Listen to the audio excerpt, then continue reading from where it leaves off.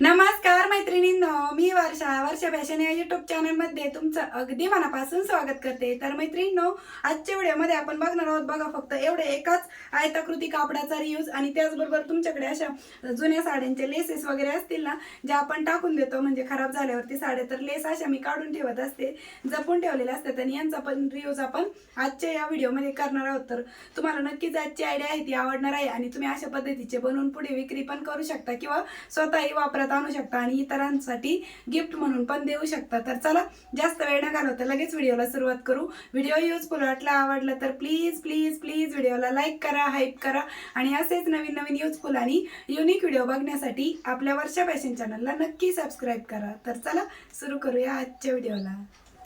तर मैत्रिणींनो, आजच्या आयडियासाठी बघा मी ते सर्वात खाली अस्तर टाकून घेतलंय, मध्यभागी कापडी शॉपिंग बॅग घेतलेली आहे. तुम्ही याच्याऐवजी ना राईस बॅग घेतली तरी चालेल. तर याची रुंदी आहे 11 इंच आणि लांबी आहे 17 इंच. तर 17 बाय 11 इंचाचा इथे आपल्याला एकच आयताकृती पीस लागणार आहे आजच्या आयडियासाठी. आणि त्याचबरोबर हे जे मेन फॅब्रिक आहे ते पण आपण ठेवून घेऊ आणि यावरती आपण तिरप्या तिरप्या टिपा मारून क्विल्ट करून घेऊ.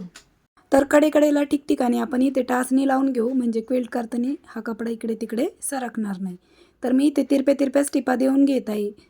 ठीक आहे, तुम्हाला हवं असेल तर तुम्ही आडव्या उभ्या पण देऊन घेऊ शकता, पण मला ही पद्धत सोपी वाटते त्यामुळे मी तिरप्याच टिपा देत असते क्विल्टिंग करताना.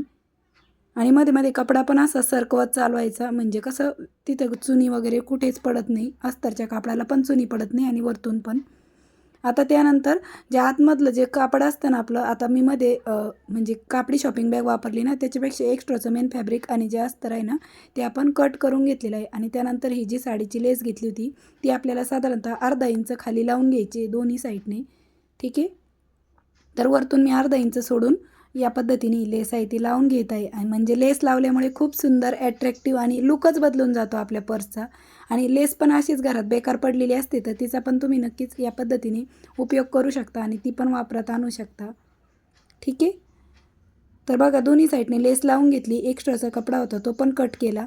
आता त्यानंतर मैत्रिणींनो, बेल्टसाठी मी इथे परत तोच मेन फॅब्रिक घेतलेला आहे बघा. तर याची लांबी घेतलेली आहे 17 इंच आणि रुंदी घेतलेली आहे 3.5 इंच. आणि याला जाड होण्यासाठी, थोडंसं थिक होण्यासाठी आपण इथे परत कापडी शॉपिंग बॅग ठेवून घेतलेली आहे. आणि याच्या आपल्याला अशा पद्धतीने हा जो बेल्ट आहे तो स्टिच करून घ्यायचा आहे. ठीक आहे, तर चला हे दोनही बेल्ट आहेत ते मी स्टिच करून घेते. तर अशा प्रकारे मैत्रिणींनो, मी हे दोनही बेल्ट आहेत ते स्टिच करून घेतलेले आहेत. त्यावरती परत डबल डबल टिप पण देऊन घेतलेली आहे. आता त्यानंतर हे बेल्ट लावायचे कसे ते सांगते. आता जिकडनं आपली 11 इंच होती त्याचा आपल्याला सेंटर काढून घ्यायचा आहे रुंदीच्या साईडचा. ठीक आहे, इकडनं 11 इंच होतं तर 11चा सेंटर तुम्ही 5.5 इंच पण घेऊ शकता किंवा मग अशा पद्धतीने फोल्ड करून पण मार्क करून घेऊ शकता. आता सेंटरपासून आपल्याला 1.5 इंच इकडे आणि 1.5 इंच तिकडे अशी बेल्टची मार्किंग करायची. बघा मी जवळून पण दाखवलं आहे तुम्हाला आणि इंच टेपने, आणि वरती स्क्रीनवरती पण माप देत असते, प्लस व्हॉइसवर देऊन पण सांगत असते. तर बघा हा बेल्ट जसा आपण स्टिच केला सेम त्याच पद्धतीने इकडनं पण सेंटरपासून 1.5 इंच इकडे 1.5 इंच तिकडे मार्किंग केली आणि त्याच्या साईडला आपण ही बेल्ट आहे ते ठेवून घेतली. आता अगोदर बेल्ट चेक करून बघायचे समोरासमोर आहेत की नाही, तर परफेक्ट आहेत. आता त्यानंतर आपल्याला इकडनं झीप अटॅच करून घ्यायची आहे. तर बघा इथे 11 इंचपेक्षा मी थोडीशी झीप वाढव घेतली, का तर याच्यामध्ये अजून रनर ववायचं बाकी आहे त्यामुळे. त्यानंतर या झिपवरती परत आपल्याला अशी दाबटीप देऊन घ्यायची आहे. तर मी ही दाबटीप अगोदर वरच्या साईडने देऊन घेत आहे, कारण की बेल्टवरती आपल्याला जास्तीच्या टिपा देता येतील या पद्धतीने मशीन मागे पुढे करत. आणि त्यानंतर परत आतल्या साईडने अजून एक दाबटीप आपण या झिपवरती देऊन घेऊ, म्हणजे तो भाग असा वरती राहतो, तो दाबल्या जातो. आता त्यानंतर दुसऱ्या साईडने पण आपल्याला हा झिपचा दुसरा पार्ट आहे तो या पद्धतीने स्टिच करून घ्यायचा आहे. ठीक आहे, या पद्धतीने. तर अगदी सोपी आहे मैत्रिणींनो ही बॅग शिवणं. त्यानंतर इकडनं आपल्याला आहे ना झिप ओपन करून घ्यायची आणि ह्या साईडने पण आपल्याला दाबटीप देऊन घ्यायची आहे. अगोदर वरच्या साईडने दाबटीप द्यायची आणि मग आतून परत एक डबल दाबटीप देऊन घ्यायची, म्हणजे फिनिशिंग पण चांगली येते आणि बॅगला मजबूती पण येते. आणि बेल्टवरती पण बघा मी किती जास्तीच्या टिपा दिलेल्या आहेत. ठीक आहे, तर डबल दाबटीप देऊन घेतली या झिपवरती. आता त्यानंतर आपल्याला याच्यामध्ये रनर पण वळून घ्यायचं आहे. तर झिप 5 नंबरची घेतलेली आहे मी, तर रनर पण 5 नंबरचंच घेतलेलं आहे. या पद्धतीने वळून घेतलं. आता परत म्हणजे पूर्ण वळून बाहेर काढलं आणि परत वळून घेतलं, म्हणजे दोन्ही झिपच्या बाजू बंद येतील त्यासाठी. आणि एक्स्ट्राची झिप कट केली. आता यानंतर आपण हा पार्ट रॉंग साईडला टर्न करून घेऊ.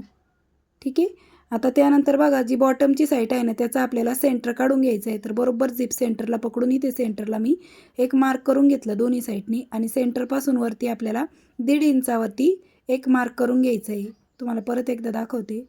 ठीक आहे. इकडनं पण 1.5 इंचावरती मार्क करूया आणि खालच्या साईडने पण हीच मार्किंग आपण करून घेऊ. ठीक आहे. आता जशी मार्किंग केली ना तर बघा सेंटरपासून आपण अशा पद्धतीने फोल्ड करून घेणार आहोत. मार्किंग बघा दोन्ही साईडने आहे आपली आणि दोन्ही जी मार्किंग आहे ना ती आपल्याला या पद्धतीने फोल्ड करून घ्यायची इकडनं पण. तर अगोदर मी ह्या साईडने अगोदर एक टाचणी लावून घेते आणि मग इकडच्या साईडने पण आपण सेम त्याच पद्धतीने फोल्ड करून घेऊ. ही एक बॉटमचा बेस वेगळी म्हणजे स्टिच करण्याची पद्धत आहे जो की कट न करता पण बॉटमचा बेस आपण स्टिच करू शकतो. ठीक आहे.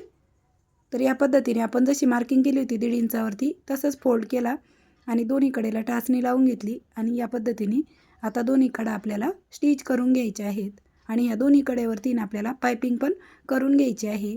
ठीक आहे. तर चला इकडच्या कडेवरती पण स्टिच करते आणि दोन्ही साईडला मी कापडी शॉपिंग बॅगच्या पट्टीने पायपिंग करून घेते. तर अशा प्रकारे मैत्रिणींनो दोन्ही साईडने मी इथे कापडी शॉपिंग बॅगची पट्टीनी पायपिंग करून घेतलेली आहे म्हणजे कुठलेही धागे वगैरे निघणारा पार्ट आपला दिसणार नाही. आता त्यानंतर आपल्याला ही झिप आहे ती ओपन करून घ्यायची आणि ही बॅग राईट साईडला टर्न करून घ्यायची आहे. आणि बघा फक्त एकाच आयताकृती कापडापासून आपण खूप सुंदर अशी बॅग डिझाईन मी तुम्हाला दाखवलेली आहे. त्याचबरोबर बॉटमचा बेस आहे तो वेगळ्या पद्धतीने स्टिच करायचं ते मी तुम्हाला ह्या व्हिडिओमध्ये दाखवलेलं आहे. म्हणजे कट न करता पण आपण बेस आहे तो स्टिच केलेला आहे बघा एक वेगळ्या पद्धतीने. म्हणजे इथे आपण नाही कट केलेलं फक्त बेस तयार करण्यासाठी आपण एक वेगळी पद्धत आहे ती फॉलो केलेली आहे. आणि आतमधून पण बघा एवढ्या मोठ्या साईजची आहे म्हणजे जास्त छोटी नाही आहे.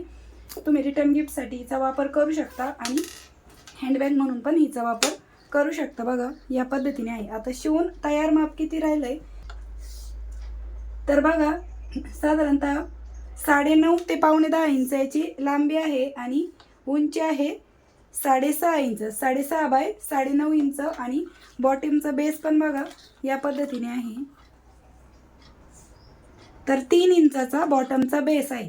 तर अशा पद्धतीने आपली खूप सुंदर अशी पर्स आहे ती बनून तयार झालेली आहे. तुम्ही पण नक्कीच अशा पद्धतीने तुमच्या हाताने पर्स आहे ती बनवू शकता आणि रिटर्न गिफ्टसाठी म्हणा किंवा स्वतःसाठी पण या अशा पद्धतीच्या पर्सेसचा वापर तुम्ही नक्कीच करू शकता. तर नक्कीच मैत्रिणींनो तुम्हाला आपली आजची ही आयडिया आहे ती आवडली असेल, व्हिडिओ युजफुल वाटला असेल तर प्लीज प्लीज प्लीज व्हिडिओला एक छोटंसं लाईक करा जाता जाता आणि व्हिडिओ जास्तीत जास्त शेअर पण करा. चॅनलवर जर तुम्ही पहिल्यांदाच व्हिडिओ बघत असाल तर असे शिवणकामाचे नवीन नवीन युजफुल आणि युनिक व्हिडिओ बघण्यासाठी आपल्या वर्षा फॅशन चॅनलला नक्की सबस्क्राईब करा.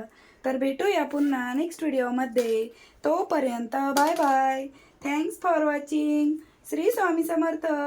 जय जिजाऊ जय शिवराय.